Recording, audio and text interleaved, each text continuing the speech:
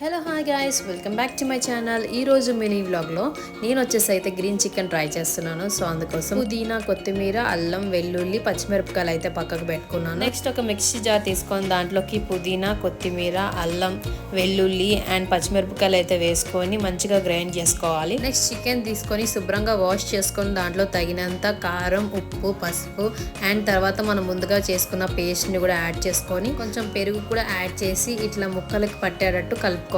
And final గా chicken masala and garam masala కూడా వేసుకొని మ్యారినేట్ చేసి అయితే ఒక 30 మినిట్స్ పక్కకు పెట్టుకోవాలి. నెక్స్ట్ స్టవ్ వెలిగించి ప్యాన్ పెట్టుకొని దాంట్లో ఆయిల్ అయితే క్వాంటిటీ చూసుకొని వేసుకొని తర్వాత హీట్ అయ్యాక మ్యారినేట్ చేసి పెట్టిన చికెన్ కూడా యాడ్ చేసి ఫ్రై అయితే చేసుకోవాలి. మీడియం ఫ్లేమ్ లో పెట్టి కొంతసేపు అయితే ఫ్రై అవ్వనివ్వాలి. మధ్య మధ్యలో ఓపెన్ చేసి ఇట్లా కలుపుతూ ఉండాలన్నమాట. పీసెస్ అన్ని కూడా మంచిగా ఫ్రై అయ్యేటట్టు చూసుకోవాలి.